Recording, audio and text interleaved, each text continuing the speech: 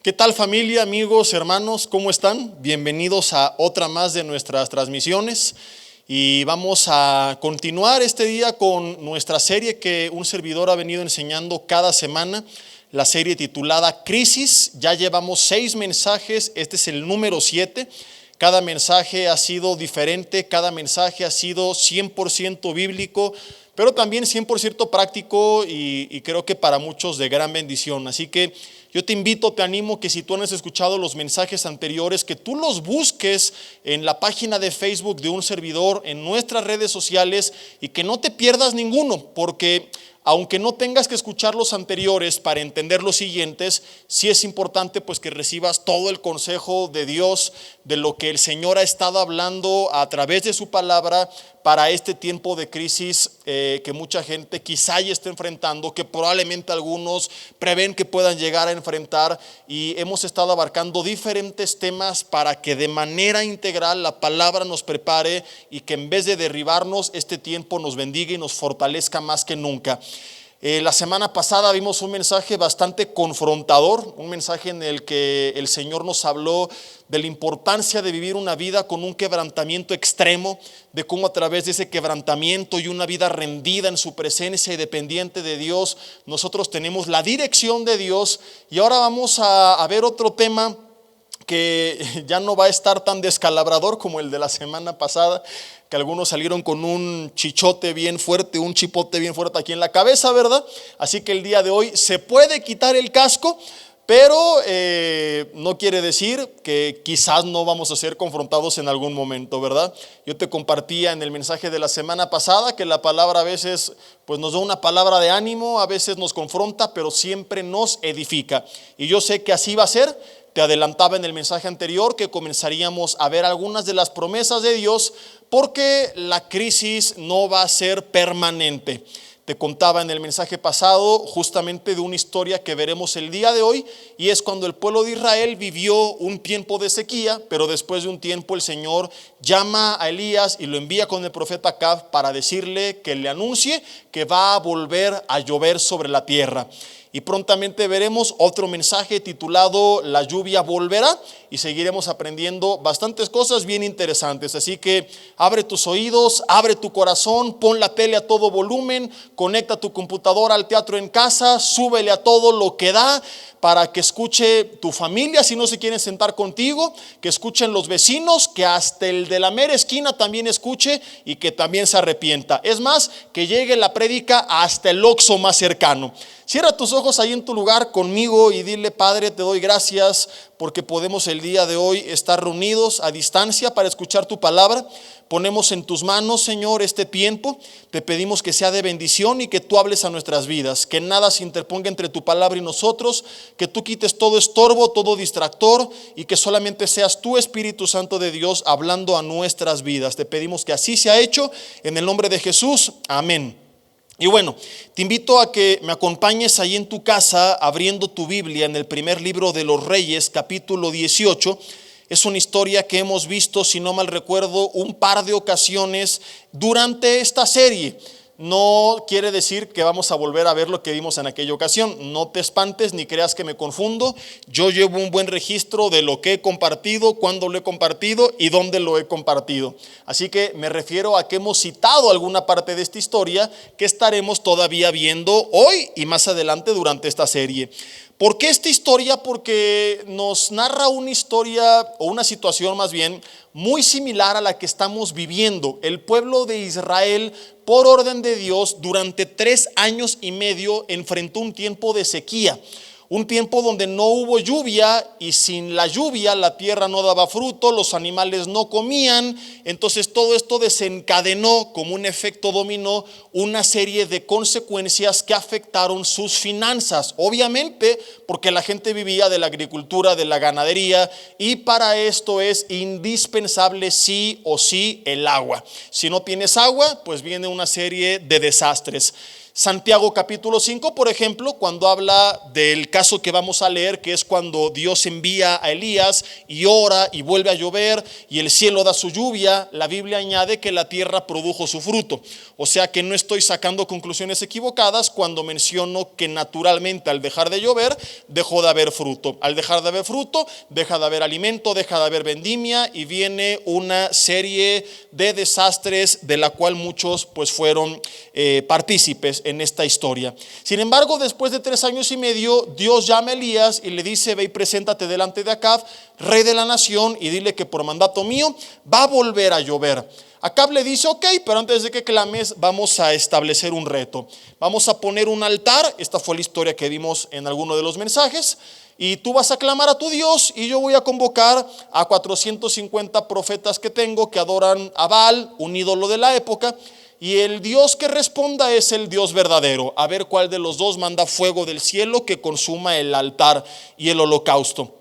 Entonces dice la Biblia pues que estos profetas, como ya lo vimos, danzaron, clamaron, gritaron, se rasgaron, ¿verdad? Y no pasó nada. Haz de cuenta que eran los del Cruz Azul, 22 años sin títulos, por más que gritaban, danzaban, contrataban y lo que sea.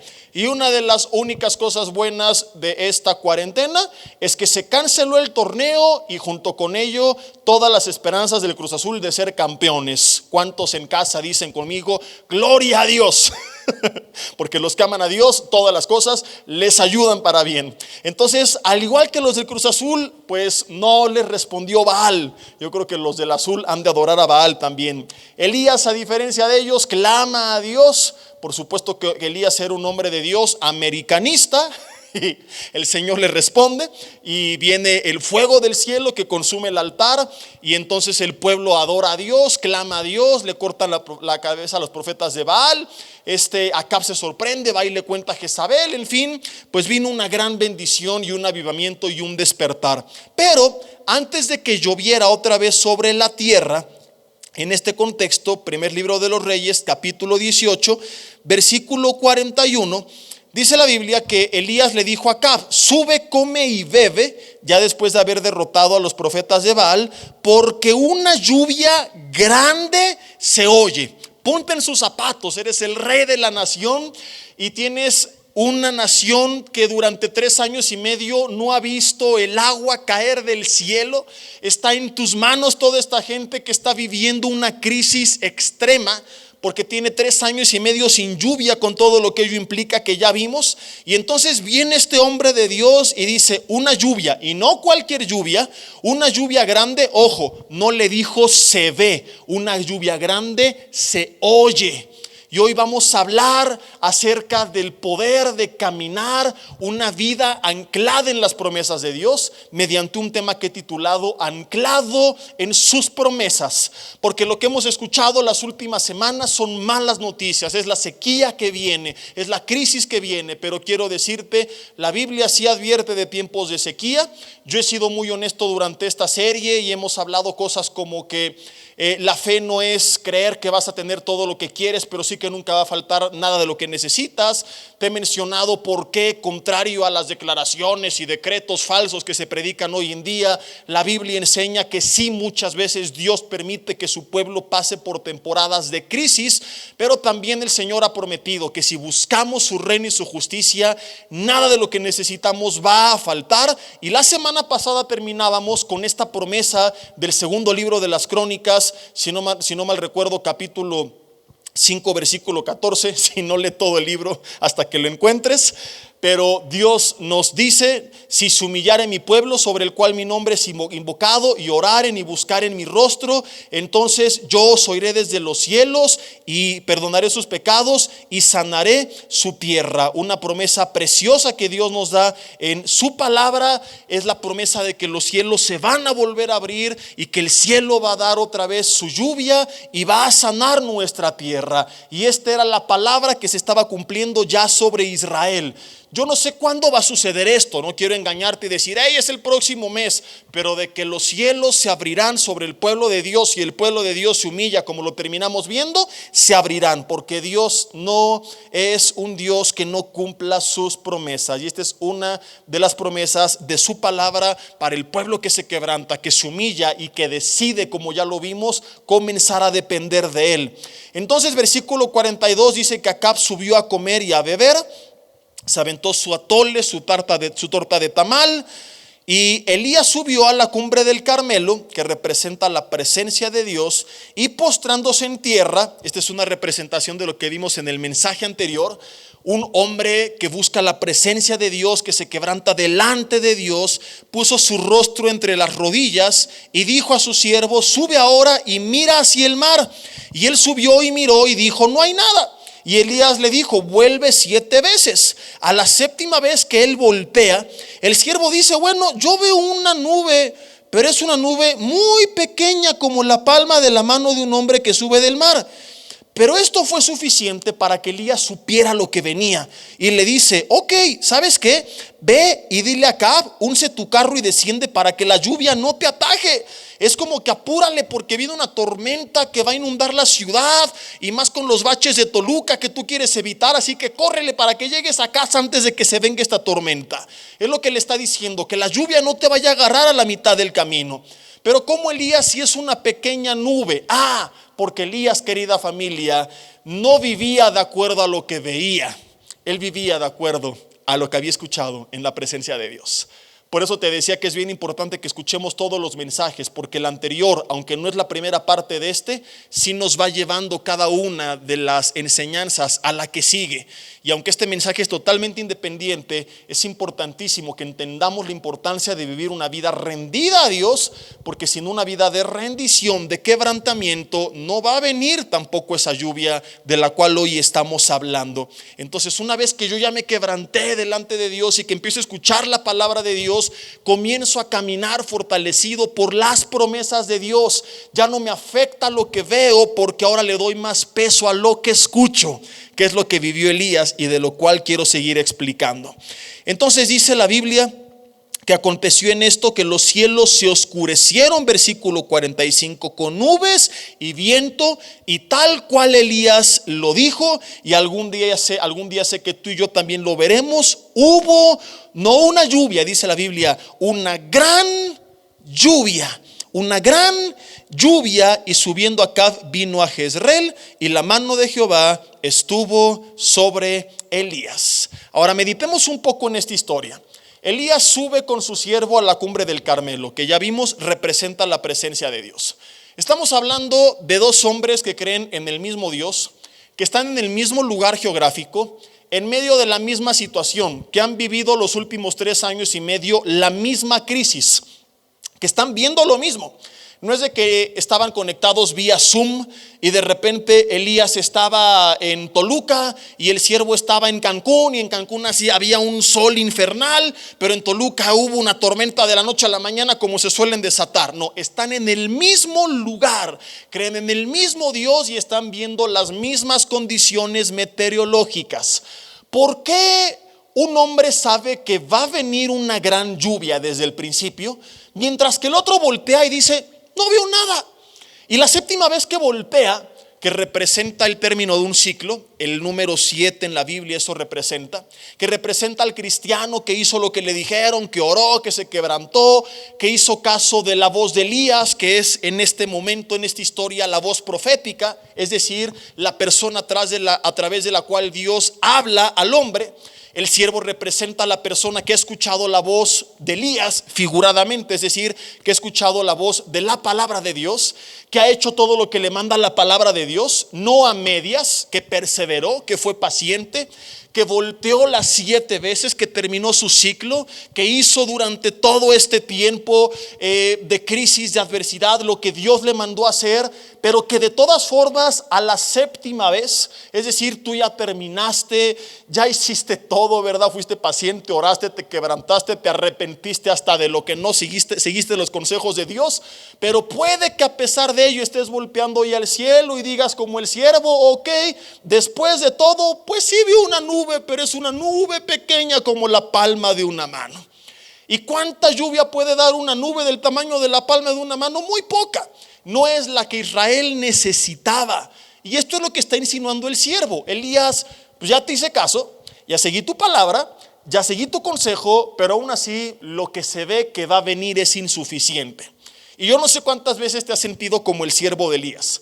Jesse, he ido a la iglesia, he escuchado los libros que me dijiste, me aventé la serie que me dijiste, tomé consejería, oraron por mí, fui al congreso, al discipulado, al retiro, oraron, me ungieron con aceite, con aguarrás. Todo lo que tengo que hacer lo he hecho, y a pesar de todo, los cielos que yo veo siguen cerrados.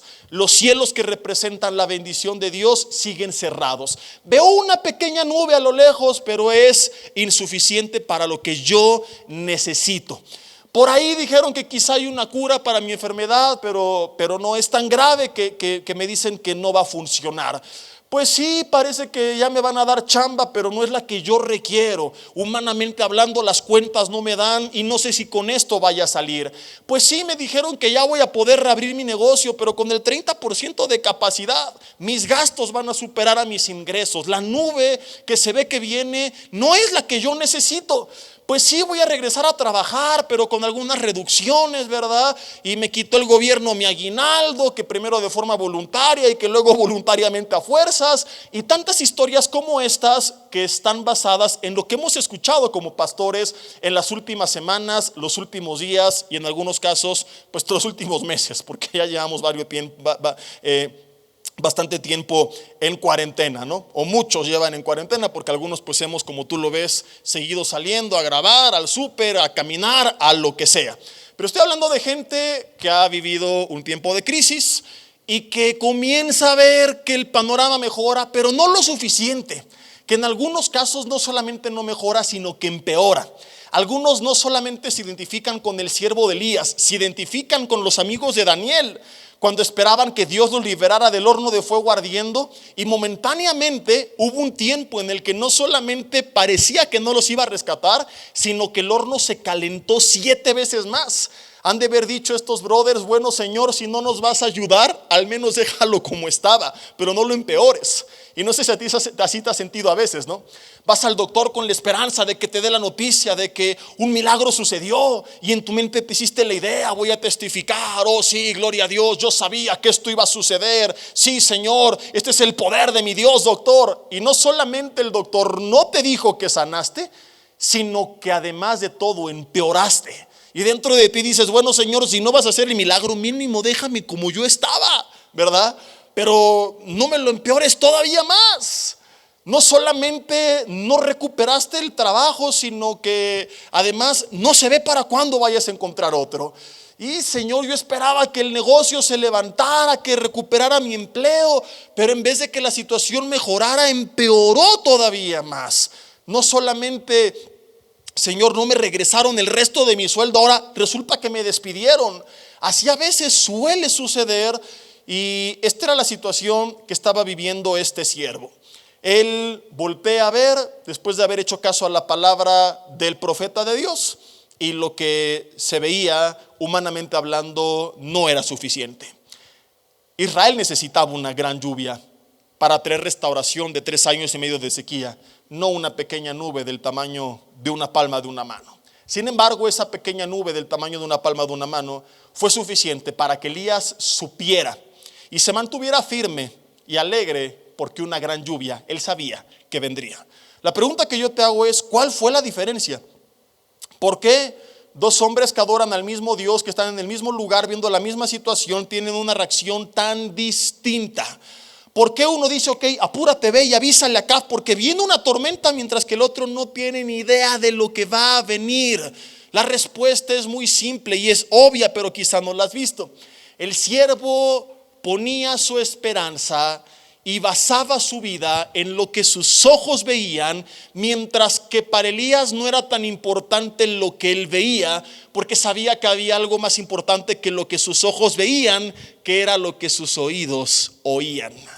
Él no supo que vendría una gran lluvia porque vio los cielos cerrados con nubes cargadas.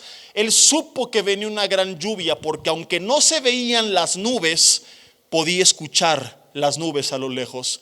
Ojo con el versículo 41. Elías no dice una gran lluvia se ve, dice una gran lluvia se oye.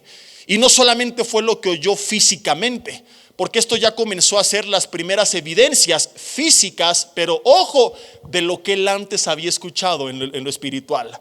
Porque mucho antes de esta situación, en el versículo 1 de esta historia, Dios le dijo a Elías que volvería a mandar la lluvia sobre la tierra.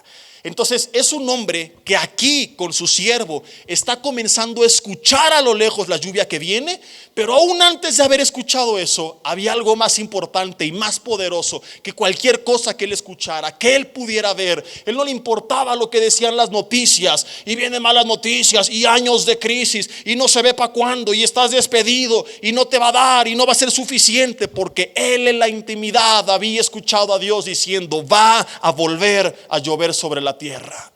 De donde yo entiendo que a veces estamos desanimados y deprimidos y encerrados y negativos y afligidos y estresados, incluso bloqueados mentalmente, y nos saboteamos a nosotros mismos, porque como el siervo de Elías estamos poniendo más atención a lo que se ve, que va a venir, que a lo que Dios dijo a sus hijos en su palabra, que va a venir.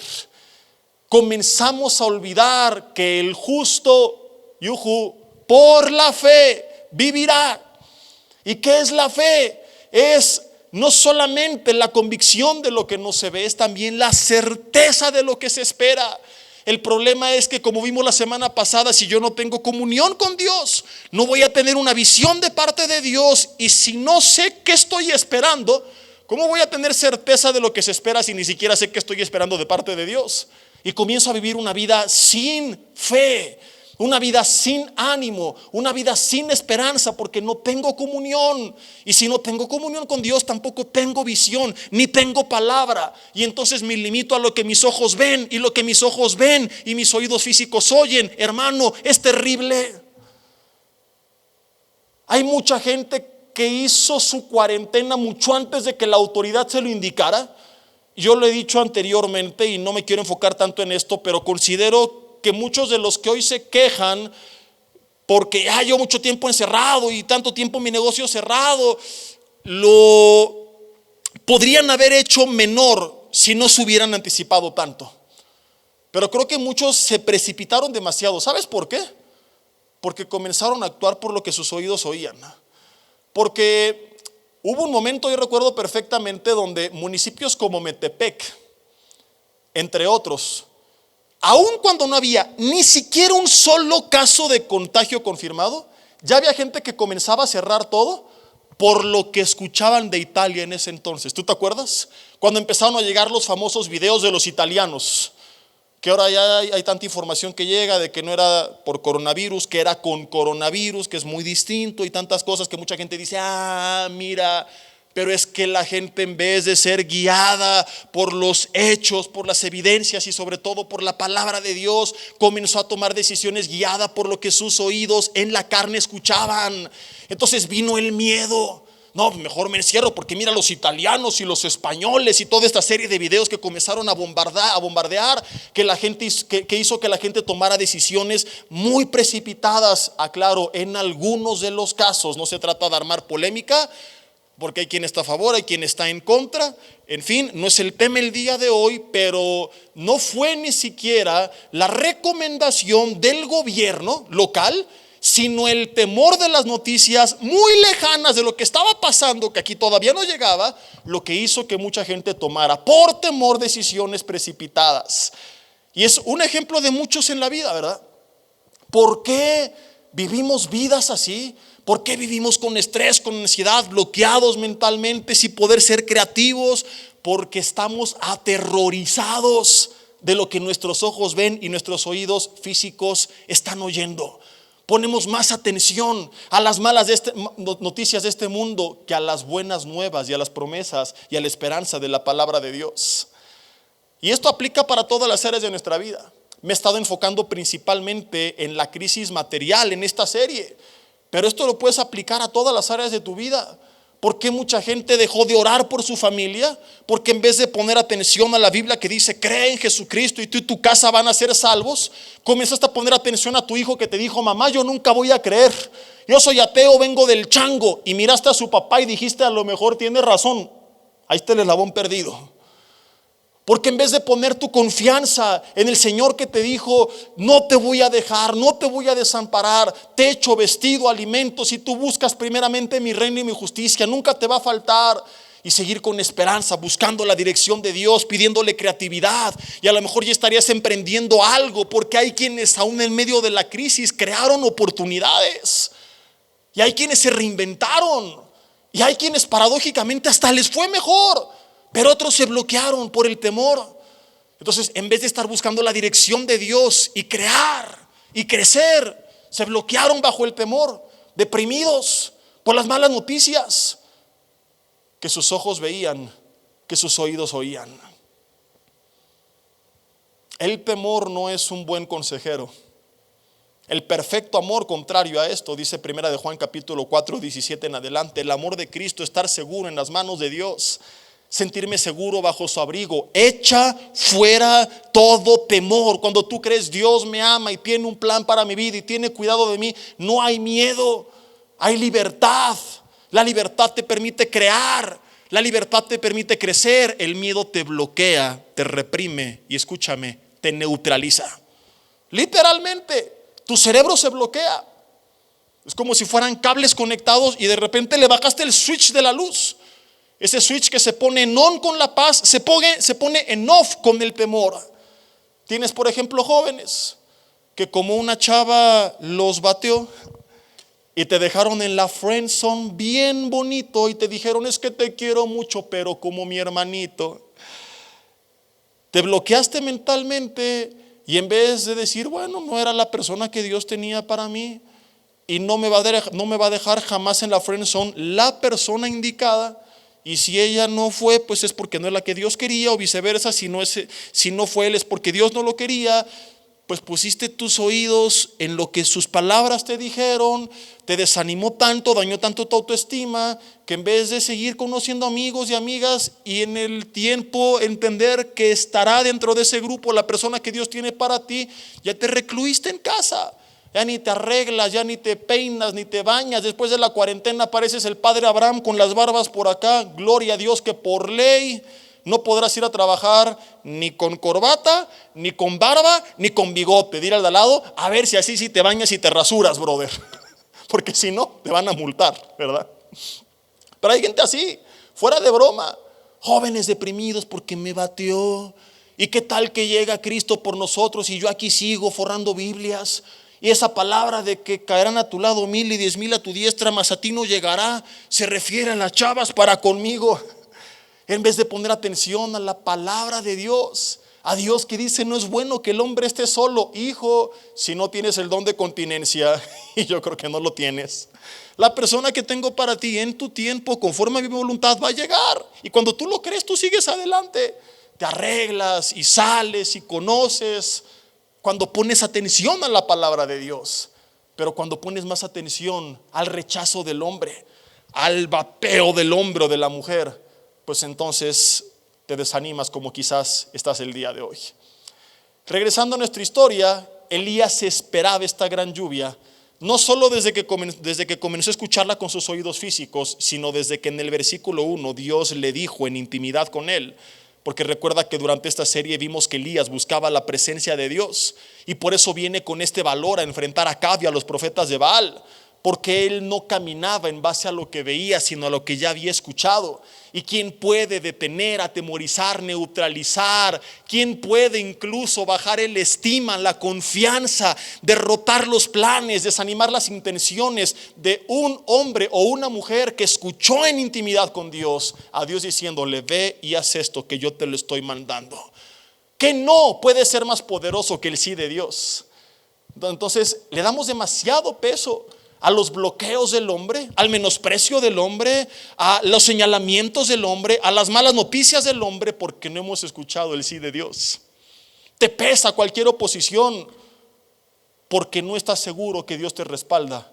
Quizá porque ni siquiera estás seguro de que lo que estás haciendo es la voluntad de Dios, porque ha nacido en tu carne, en tu corazón y no en la intimidad, en el secreto de Dios.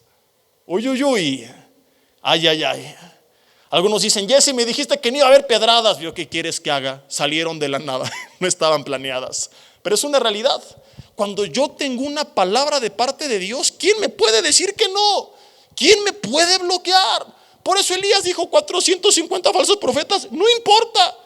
O me matan y Dios fue un mentiroso, o algo va a hacer el Señor, porque fue su palabra, no la mía.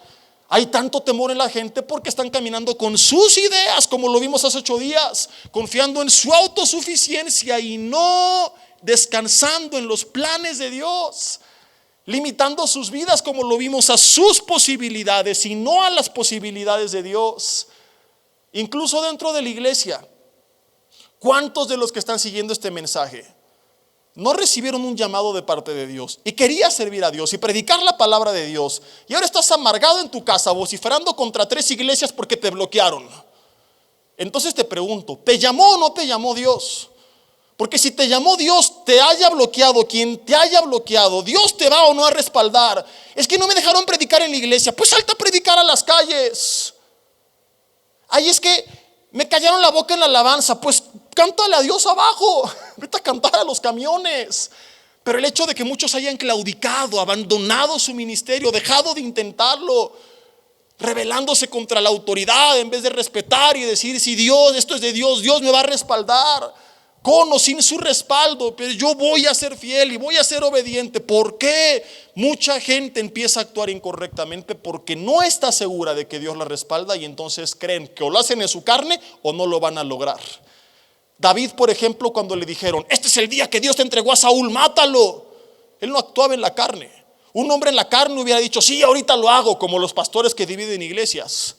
Es que no estaba de acuerdo, y entonces no creíste que Dios iba a poner orden.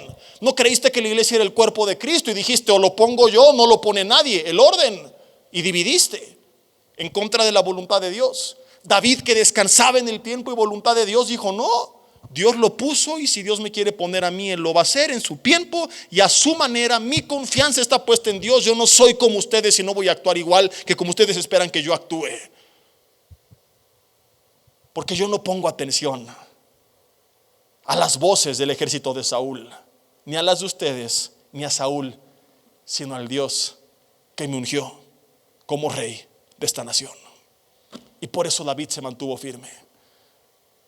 Cuando el Hijo de Dios, como David, como estos hombres, como los discípulos, como tanta gente, ha escuchado la voz de Dios y tiene una promesa de parte de Dios, ese pueblo, escúchame, se vuelve imparable, se vuelve indestructible, porque ya no está viviendo en pos de una agenda personal que no sabe si va a poder o no cumplir, sino en pos de una agenda divina que dice: si Dios me la dio, Él se va a encargar de cumplirla también. Hechos capítulo 27 nos narra otra historia muy similar, y me gusta mucho porque a lo mejor en este punto dices: ay, Jesse, qué comparación tan desequilibrada. Estás hablando de la reacción de Elías, uno de los profetas más grandes del Antiguo Testamento, versus la reacción de su siervo, que sabrá la tía Juana cómo se llame. O sea, es como poner a jugar al Cruz Azul contra el América. Obvio que va a perder el Cruz Azul. De último minuto con gol de Moy Muñoz. ¿Cuántos dicen amén por eso? Aquí pisando callos desde hace muchos años. Pero en esta historia tenemos un punto de comparación entre 2 titanes del evangelio. Ya no se trata de cómo reaccionó Elías y su siervo. Quiero contarte de la reacción de Pablo y Lucas, los 2 generales de Dios, los 2 autores de porciones de la palabra de Dios. Pablo, de 13 de los 27 documentos que conforman en su totalidad el Nuevo Testamento. Lucas, autor del Evangelio según Lucas y del libro de los Hechos. Los 2 habían escuchado de Dios, habían servido a Dios, habían padecido persecución, y en esta historia, en este contexto, la Biblia dice que iban ellos en un barco. Me limito a no dar más detalles para no perder tiempo.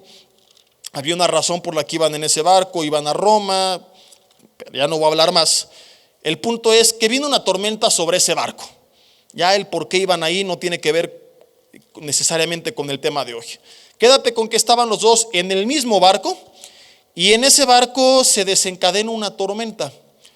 Ellos, junto con el resto de la tripulación, avientan al mar el sobrepeso, las maletas y las suegras y todo lo que estorbara. No es cierto, estoy bromeando. Yo sé que hay suegras siguiendo este mensaje y nos van a linchar, pero eso les pasa por llevadas. Habían hecho todo lo humanamente hablando posible para salvarse, pero no lo habían logrado. Y entonces ve lo que sucede. Hechos capítulo 27, versículo 20. Dice que no apareciendo ni sol ni estrellas por muchos días, es Lucas hablando en primera persona, él está ahí, autor de este mismo libro, y no habla del sol y la luna porque se puso romántico, sino que recuerda que eran en ese entonces instrumentos de navegación, lo cual quiere decir que Lucas está reconociendo, no sé dónde estoy ni cómo salir de aquí, no tengo ninguna idea, y aunque la tuviera, pues no podían hacer nada porque ya habían arrojado al mar todos los aparejos de la nave. Y acosados por una tempestad no pequeña, fíjate, Lucas hablando, el gran hombre de Dios en primera persona, reconoce, ya habíamos perdido toda esperanza de salvarnos. Pero dice el versículo 21, que entonces Pablo, como ya hacía mucho tiempo que no comíamos, puesto en pie en medio de ellos, dijo: habría sido, por cierto, conveniente, oh varones, haberme oído y no zarpar de Creta tan solo para percibir este perjuicio y pérdida. Pero ahora les exhorto a tener buen ánimo. ¿Y a cuál de los dos hasta este punto te pareces más en esta cuarentena? Eres el Lucas que ya perdió la esperanza, aunque era un gran hombre de Dios que dice, ¿sabes qué? No veo ni para cuándo, no sé qué hacer. Y en vez de quebrantarte como Josafat, como lo vimos la semana pasada, y buscar la dirección de Dios y levantarte con ánimo, te desanimaste, estás deprimido y dices, no sé qué voy a hacer, negocio cerrado, no hay empleo, no veo el sol, ni la luna, ni las estrellas, y cada vez se extienden más la cuarentena. Y primero que era todo abril, y luego mayo, y ahora junio, y si así seguimos, cuando venga Cristo nos va a llevar en nuestras casas en cuarentena a todos. Porque cada vez le van subiendo una semana más y una semana más y una semana más. Según yo, ya esta semana estaríamos aquí reunidos y aquí sigo solo con 2 cámaras y un montón de sillas, predicando por fe en que creo que estás tú en tu casa escuchándome y no dormido. Y así estaba Lucas. ¿Eres un Lucas o eres un Pablo que se pone en medio y dice, ¡hey, ánimo! ¡Hey, esperanza! ¿Pero por qué Pablo tuvo esta reacción? ¿Porque escuchaba al doctor Porras? No. Fíjate. Versículo 23, porque esta noche, por eso los animó a no desmayar, ha estado conmigo el ángel del Dios de quien soy y a quien sirvo, diciendo, Pablo, fíjate, el Señor le dijo a Pablo, no temas, porque tengo un propósito contigo, mi vida no ha terminado, tu vida, perdón, no ha terminado, es necesario que comparezcas ante César, y he aquí, Dios te ha concedido todos los que navegan contigo. Pregunta, ¿crees que Dios tiene un plan con tu vida, sí o no? Como te decía hace rato, el problema es que quizá estás guiando tu vida por una agenda personal, pero cuando tú crees que estás viviendo la agenda de Dios, entonces tú descansas diciendo, Señor, hay oposición, pero no se trata de mis planes, se trata de tus planes. Mis planes se pueden acabar hoy, tus planes nadie los puede parar. Y tú vas a hacer mi vida lo que has determinado hacer, y eso te anima a creer que vas a seguir adelante. Pablo y Lucas, no podemos negar, ambos amaban a Dios, pero podemos ver en esta historia evidentemente que sus estados de ánimo eran completamente distintos. Uno se para a dar palabra y esperanza, mientras que el otro dice, al menos es sincero al reconocer, ya perdimos toda esperanza de salvarnos. Pregunta, ¿cuál fue la diferencia? Otra vez la misma que hubo entre Elías y su siervo. Escúchame, Lucas juzgó la situación de acuerdo a lo que sus ojos veían. Lucas estaba demasiado atento a la tormenta. ¿Cómo lo podemos saber? Porque si tú lees todo el capítulo, te vas a dar cuenta que requieres un glosario técnico de navegación para entender a lo que se refiere por los términos tan complicados que utiliza, del mástil y el esquil y el esquife y todas estas cosas que solamente un capitán de navegación o un marinero reconoce, lo cual es evidencia de cuán atento estaba Lucas a cada punto y coma de la historia.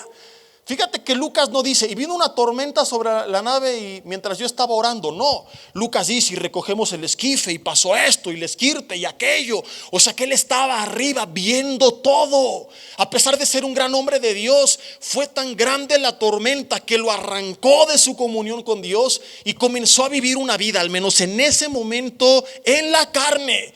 Representa al cristiano que de repente vinieron tantas malas noticias y fue tan grande la adversidad que se le olvidó de vivir en comunión con Dios. Al cristiano que de repente, en vez de orar, empezó a escuchar todos los videos de los italianos y de los españoles y de los chinos y dejó de escuchar la voz de Dios en la cuarentena. Al que comenzó a poner tanta atención en las malas noticias y en las entrevistas con los economistas que dejó de escuchar las promesas de Dios en la intimidad.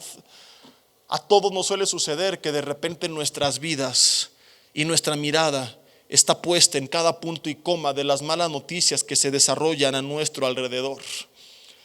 Creo que en algún punto de esta cuarentena todos caímos en la trampa de ver un montón de videos, leer un montón de noticias, y llegó a ser estresante hasta que dijimos basta ya.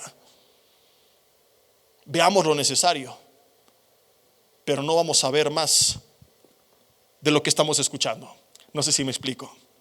Lucas da tantos detalles tan específicos que la Biblia revela de forma implícita cuán atento estaba la tormenta.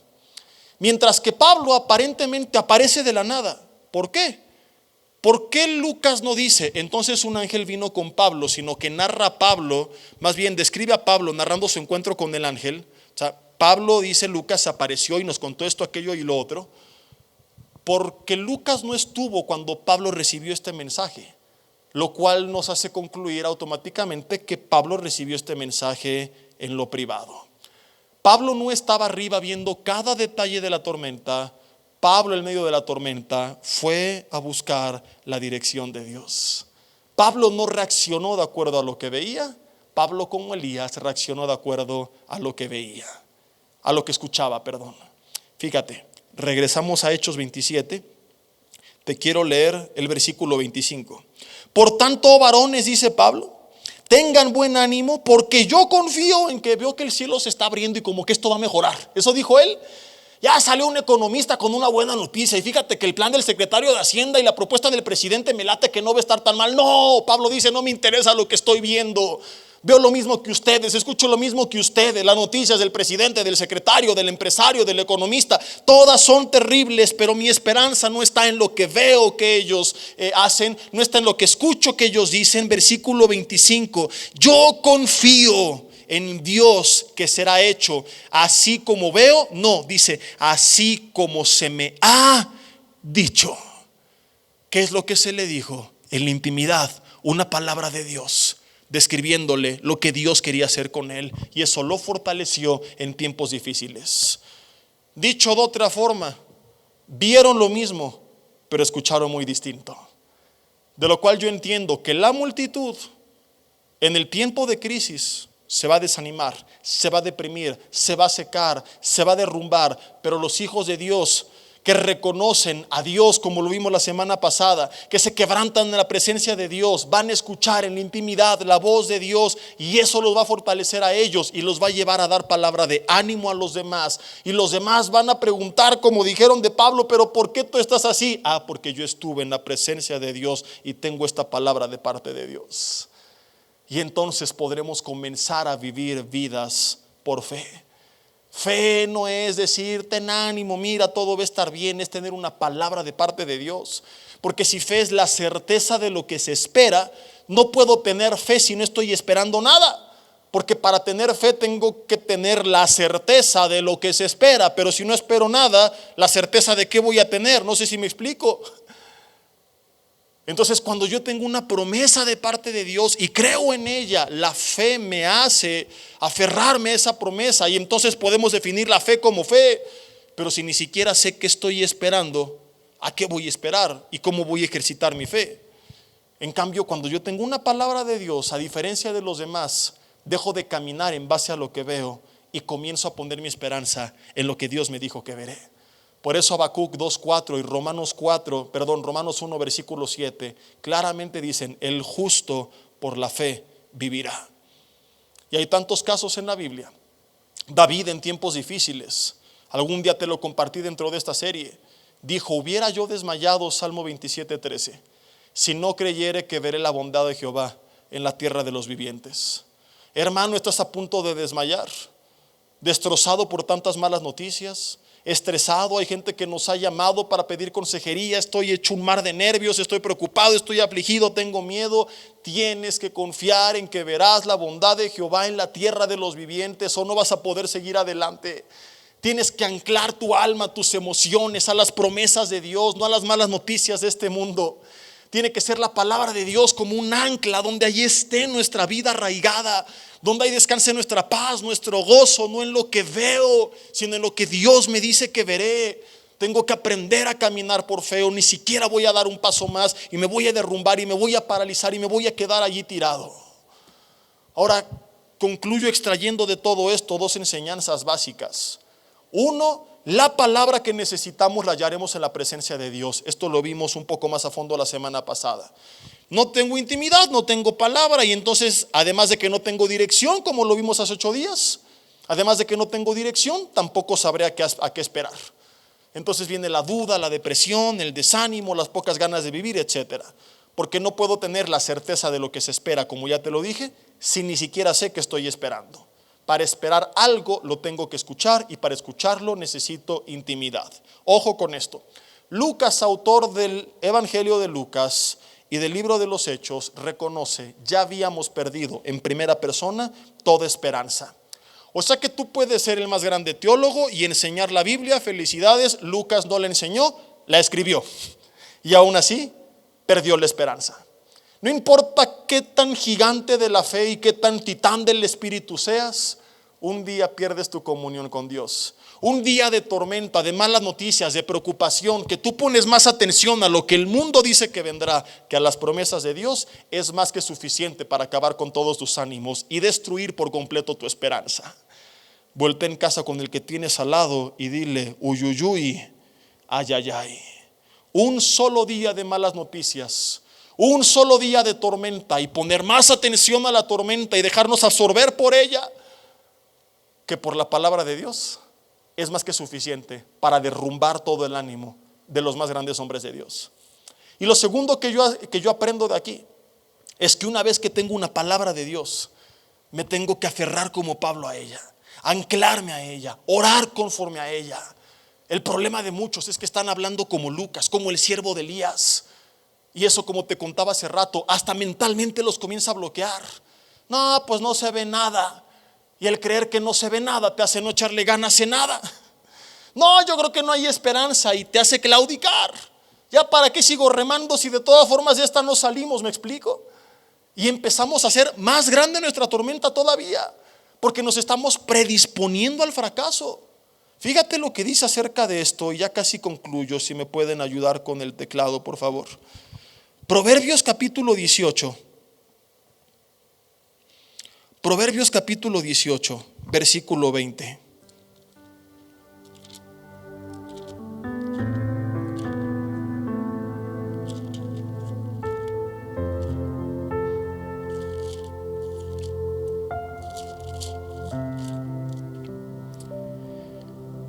Dice: del fruto de la boca del hombre se llenará su vientre, se saciará del producto de sus labios.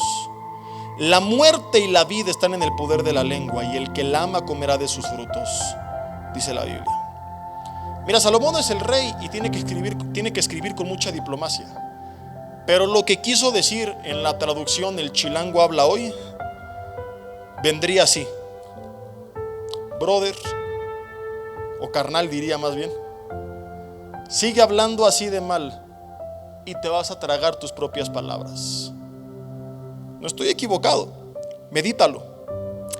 Del fruto de la boca del hombre se llenará su vientre, o sea, me voy a comer lo que sale de mis labios. Se saciará del producto de sus labios. Y luego se pone más grave, dice: la muerte y la vida. Y algún día te compartí de cómo nuestras palabras científicamente, para bien o para mal, cambian las conexiones de nuestro cerebro y las señales que él manda al cuerpo, que pueden traer beneficios o perjuicios a nuestra salud. Pero hoy no es el tema.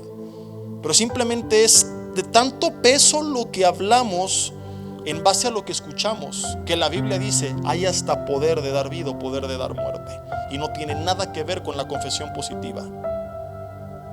Hoy no quiero enfocarme en esta otra parte que tiene que ver más con la salud, pero sí con la primera, que tiene que ver con que nos vamos a comer nuestras palabras, vamos a llenar nuestro vientre del fruto de nuestros labios. Tú te paras como el siervo y dices: no se ve nada, hay malas noticias. Y escuché la entrevista y el reportaje y leí el artículo y todo está muy mal. Y te paras como Lucas y estás tan atento a la tormenta que dices: ya no hay esperanza. Sabes, te estás rindiendo antes de tiempo. Y el problema por el cual muchos cristianos viven vidas en derrota no es porque perdieron la batalla, sino porque ni siquiera intentaron pelearla, porque creyeron que no podrían. Israel, por ejemplo, ¿por qué no entró a Canaán? No es porque se encontraron con ejércitos y gigantes y murallas, es porque escucharon a 10 de los 12 espías decirles que había gigantes y ejércitos y murallas y que no los iban a poder vencer. O sea que su derrota no fue en batalla, fue por ni siquiera creerse capaces de enfrentar la batalla. Esto está fuerte. Goliat no cortó una sola cabeza, le bastó con vociferar para que 40 días todo un ejército se pusiera en línea de batalla sin levantar la espada, por miedo a las palabras del gigante. Porque las malas noticias que escuchaban, que les dijeron no van a poder, los hizo ni siquiera intentarlo. Y la tragedia no es que murieron derrotados en batalla como valientes, sino que ni siquiera lo intentaron como cobardes, por poner más atención a las malas noticias que escuchaban de los demás que a las promesas de Dios. Como Josué y Caleb, que sí escucharon la promesa de Dios. Como David, que sí escuchó la palabra de Dios, y por eso no tuvieron sobre sus vidas peso las palabras negativas del mundo que los rodeaba. Entonces, por ejemplo, hay problemas en tu matrimonio y tus consejeros te dicen: no, yo creo que tu mujer nunca va a cambiar, compadre. Se parece a Jezabel. Para mí que es Jezabel reencarnada, y si no, la fundadora de su club de fans. Hasta tiene el póster ahí en la cabecera. No, tu esposo es que no has visto que a lo mejor es el anticristo. Mira, tiene aquí el 667 en su frente. Oye, amiga, pero es 666. No, es que tu viejo se pasa de bestia. Y empiezas a escuchar estas malas noticias. ¿Y qué hacen muchos? Ya, a todo, a la basura, hay que divorciarnos. Y dejamos de creer que Dios puede traer restauración porque pusimos más atención a las malas noticias del mundo que a las palabras de Dios. Te enteras de la crisis que se viene y, como te dije hace rato, ya estás bloqueado. Ya te hiciste la idea de que no vas a salir de ahí. Ya, como el ejército de Israel, acampaste en el desierto. Ya, como el ejército contra Goliat, guardaste la espada, porque no le estás creyendo a Dios, porque pusiste atención en las malas noticias del mundo. En cambio, el que escucha la palabra de Dios dice: Señor, tu palabra dice que no me vas a dejar, que no me vas a desamparar, que techo, vestido y alimento no me va a faltar, y que cada uno trabajando sosegadamente que coma su propio pan. Así que yo no sé qué va a pasar, pero sí descanso en que tú algo vas a hacer. Y empiezas como Santiago 1 dice: si alguien tiene falta de sabiduría, pídala a Dios. Dios, muéstrame, dame ideas. Y quizás te habrían surgido ya modelos de negocio, ideas de dónde trabajar. Ya Dios habría despertado tu creatividad y estarás emprendiendo cosas que ni imaginaste antes, pero que el miedo te lo impidió porque te paralizó, te neutralizó, te bloqueó. No podemos seguir viviendo vidas así. No podemos seguir hablando así. No podemos seguir pensando así. Porque lo que hablemos, basado en lo que pensamos, va a repercutir en lo que hacemos y puede arruinarnos lo que viene por delante. En cambio, cuando yo comienzo a buscar una palabra de Dios en intimidad y a pensar en su palabra y a orar conforme a su palabra y a hablar conforme a su palabra, ya no camino una vida predispuesta a las malas noticias del mundo, sino a las promesas de Dios. Comienzo a vivir una vida de fe en la cual tengo la certeza de lo que se espera, aunque no se vea venir. La convicción de lo que no se ve, aunque no se vea. ¿Por qué? Porque Dios lo dijo en su palabra. Y entonces puedo, como Elías, subir al monte del Carmelo, a la presencia de Dios, y escuchar los truenos y decir: Señor, gracias, porque yo sé, porque tú me lo mostraste, que una gran lluvia está por venir. Y de eso tratará el siguiente mensaje. Cierra tus ojos ahí en tu lugar y dile: Señor, gracias por tu palabra el día de hoy. Señor, porque creo que después de la sequía la lluvia volverá. Porque tú dijiste que si tu pueblo se humilla y se vuelve a ti y ora y se aparta de sus malos caminos, tú vas a abrir las ventanas de los cielos, perdonar sus pecados y sanar su tierra. Y creemos, Señor, que esta palabra es fiel y verdadera, y nos aferramos a tu promesa y descansamos en tu promesa. Y en esta hora decidimos arrancar de nuestra mente y de nuestros pensamientos y de nuestra alma, Señor, todo mal consejero basado en el temor. Señor, no se trata de no poner atención a lo que sucede afuera de nuestra barca, pero sí se trata de que la tormenta no reemplace nuestra comunión. Y reconocemos que quizá como Lucas hemos estado tan atentos a cada segundo de la tormenta que de repente, sin darnos cuenta, nos arrancó de nuestra comunión contigo y te dejamos de buscar. Comenzamos a caminar por la vista natural y no por la vista espiritual. No por el oído espiritual, sino por el oído natural. Así que en esta hora decidimos, Señor, dejar de poner tanta atención a las palabras del gigante, de los 10 espías, a los truenos de la tormenta.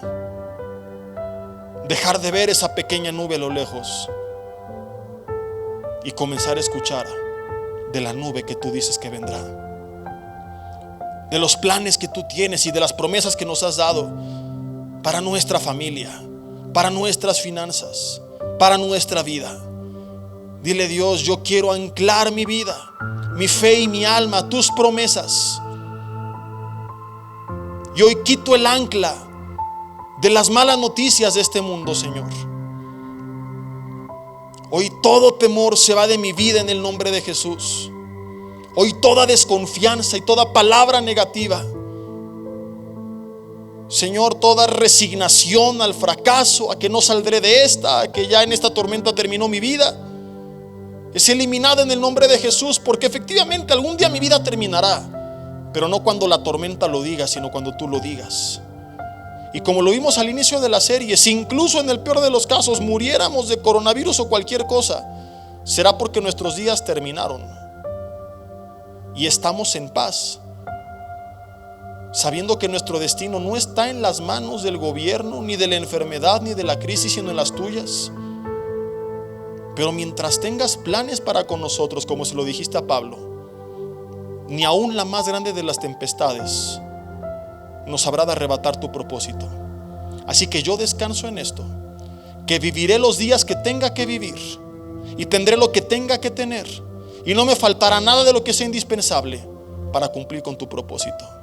Y de hoy en adelante mi única ocupación, no preocupación, ocupación, será preguntarte en intimidad: Señor, ¿qué quieres de mi vida? ¿Qué quieres hacer con mi vida?